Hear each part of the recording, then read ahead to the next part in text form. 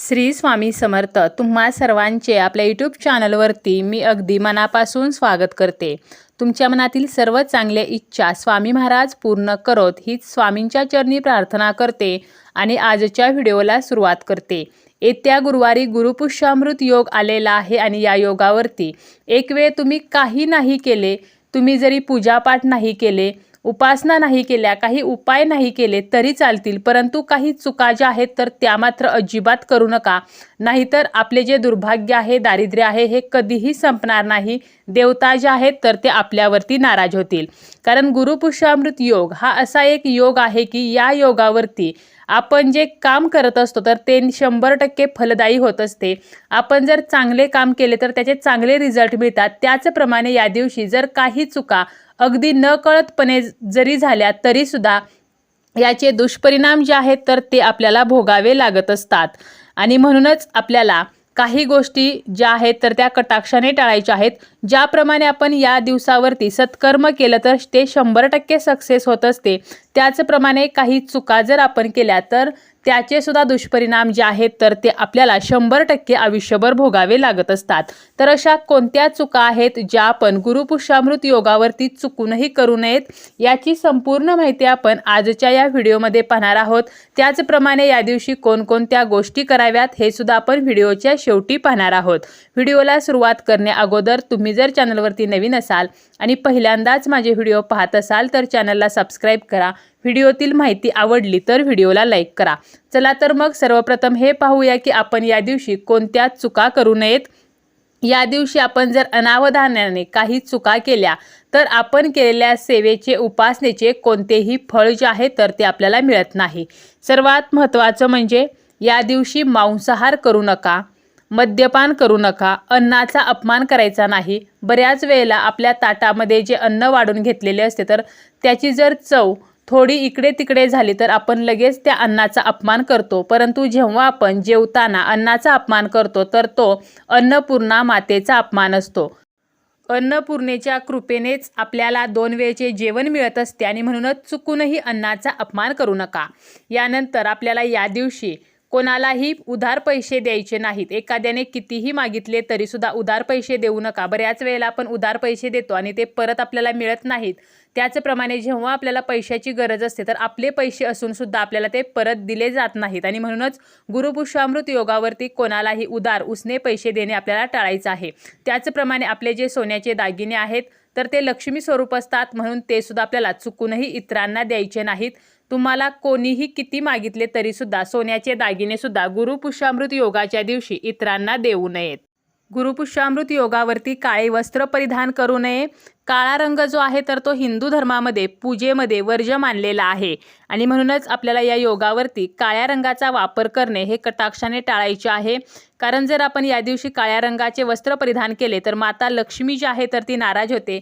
या दिवशी माता लक्ष्मीचा प्रभाव जो आहे तर तो जास्त असतो आणि म्हणूनच आपल्याला याचे वाईट परिणाम जे आहेत तर ते सुद्धा भोगावे लागतात। म्हणून काळे वस्त्र परिधान करणे हे सुद्धा आपल्याला टाळायचं आहे। या दिवशी आपल्याला दिवसा झोपायचे नाही, सकाळी आपल्याला लवकर उठायचे आहे। त्याचप्रमाणे कोणालाही अपशब्द बोलू नये, कोणाचाही अपमान करू नये, कोणालाही शिवीगाळ करू नये। आपल्याला आपल्या घरामध्ये कलह, वादविवाद, भांडण, किरकिर, कटकट तर या गोष्टी करायच्या नाहीत। कारण या गोष्टीमुळे घरातील वातावरण बिघडते। घरामध्ये जर कलह होत असतील तर घरातील नकारात्मक ऊर्जा वाढते आणि आपल्याला नेहमीच घरामध्ये सकारात्मक ऊर्जा जी आहे तर ती ठेवायची आहे आणि म्हणूनच आपल्याला नकारात्मकता वाढू नये म्हणून घरामध्ये वादविवाद, कलह तर या गोष्टी गुरुपुष्यामृत योगावरती तरी करणे आपल्याला टाळायचे आहे। त्याचप्रमाणे या दिवशी तुम्हाला कोणावरतीही रागावायचं नाही, आपल्या रागावरती आपल्याला संयम ठेवायचा आहे। तुमच्या दारामध्ये जर एखादी व्यक्ती आली तर त्या व्यक्तीला रिकाम्या हाती परत पाठवू नये, काही ना काही त्या व्यक्तीला द्यायचं आहे। त्याचप्रमाणे गोमाता जर दारात आली तर तिला तुम्ही तुमच्या घरामध्ये जी काही भाकरी असेल, चपाती असेल तर ती नक्की खायला द्या। कारण फक्त भाग्यवान लोकांच्या दारामध्ये गोमाता जी आहे तर ती जात असते आणि गुरुपुष्यामृत योगावरती जर तुम्ही गाईला गोग्रास दिला तर याचे तुम्हाला नक्कीच चांगले जे फळ आहे तर ते मिळणार आहे। तुम्हाला गोमातेचा आशीर्वाद प्राप्त होईल आणि गोमाता जी आहे तर तिला आपण कामधेनू म्हणत असतो। तिची आपण पूजा केली, सेवा केली तर आपल्या इच्छा पूर्ण होतात। त्यामुळे आवर्जून गोमातेला काही ना काही तुम्ही या दिवशी खायला द्या, तिला परत तसंच पाठवू नका। त्याचप्रमाणे घरातील गृहलक्ष्मीचा अनादर करू नका। गुरुपुष्यामृत योग जो आहे तर तो गुरुवारी येत असतो, म्हणून या दिवशी केस धुवू नयेत, फरशी पुसू नये, आपल्या घराची साफसफाई करू नये, म्हणजे काय तर घराची डीप क्लिनिंग जी आहे तर ती करू नये. त्याचप्रमाणे आपलं देवघर जे आहे तर ते जर स्वच्छ तुम्ही करायचा गुरुवारी विचार करत असाल तर ते करू नये. आपण जे देवांच्या ज्या मूर्ती आहेत, टाक आहेत, तर ते तुम्हाला या दिवशी घासून पुसून स्वच्छ करायचे नाहीत, तर इतर दिवशी करू शकता, परंतु गुरुवारी करू नये, कारण यामुळे आपला गुरुग्रह जो आहे तर तो कमजोर होत असतो. त्याचप्रमाणे गुरुपुष्यामृत योगावरती आपण सोने खरेदी करत असतो, परंतु पुष्य नक्षत्रावरती, त्याचप्रमाणे रोहिणी नक्षत्र असेल, पुनर्वसू नक्षत्र असेल, तर या नक्षत्रावरती ज्या सौभाग्यवती आहेत तर त्यांनी नवीन सोन्याचे दागिने आणि नवीन कपडे घालू नयेत. त्यामुळे या दिवशी नवीन सोन्याचे दागिने घालणे किंवा नवीन कपडे घालणे तर हे सुद्धा सौभाग्यवतींनी टाळायचे आहे. त्याचप्रमाणे या दिवशी प्रदोषकाळी म्हणजे तिन्ही सांजेची माता लक्ष्मी घरात येण्याची जी वेळ आहे तर या वेळेमध्ये घरामध्ये आपल्याला झाडू मारायचा नाही. त्याचप्रमाणे घरामध्ये अंधार असू नये, तर यावेळेला आपल्याला घरामध्ये लाईट असेल किंवा जो दिवा आहे तर तो लावायचा आहे. त्याचप्रमाणे या दिवशी घरामध्ये कोणत्याही प्रकारची अस्वच्छता नसावी. खरकटी भांडी आपल्याला रात्री तशीच ठेवायची नाहीत. यामुळे सुद्धा आपल्या प्रगतीमध्ये अडथळे येतात, घरामध्ये अलक्ष्मी येते आणि लक्ष्मी बाहेर जाते. गुरुपुष्यामृत योगावरती आपण जर अशा काही चुका केल्या तर याचे जे दुष्परिणाम आहेत तर ते आयुष्यभर आपल्या पाठीमागे लागतात आणि म्हणूनच आपल्याला या चुकासुद्धा टाळायच्या आहेत. त्याचप्रमाणे आपल्याला या दिवशी काही वस्तू या इतरांना चुकूनही द्यायच्या नाहीत. यामध्ये आहे ते म्हणजे धने. धने जे आहेत तर ते माता लक्ष्मीला अतिशय प्रिय आहेत. धने म्हणजे आपले धन, तर हे चुकूनही इतरांना देऊ नये. गुरुपुष्यामृत योगावरती आपण जर घरातील धने इतरांना दिले तर माता लक्ष्मी आपल्या घरातून बाहेर जाते. त्याचप्रमाणे या दिवशी इतरांसाठी खरेदी करू नये. तुमचे एखादे नातेवाईक असतील किंवा तुम्ही मित्रांसाठी, मैत्रिणींसाठी जर काही खरेदी करण्याचा विचार करत असाल तर चुकूनही या दिवशी त्यांना नवीन वस्तू खरेदी करून देऊ नका. त्याचप्रमाणे माता लक्ष्मीला प्रिय असलेल्या लवंग आणि वेलची तर ह्या आपण जर इतरांना गुरुपुष्यामृत योगावरती दिल्या तर माता लक्ष्मी नाराज होते. यामुळे आर्थिक अडचणी निर्माण होतात. आपल्यावरती कर्ज असेल तर काही केल्या ते फिटत नाही. त्याचप्रमाणे आपल्या घरातील जी केरसुणी आहे, झाडू आहे, मीठ, हळद, तर या वस्तूसुद्धा या दिवशी कोणालाही देऊ नयेत.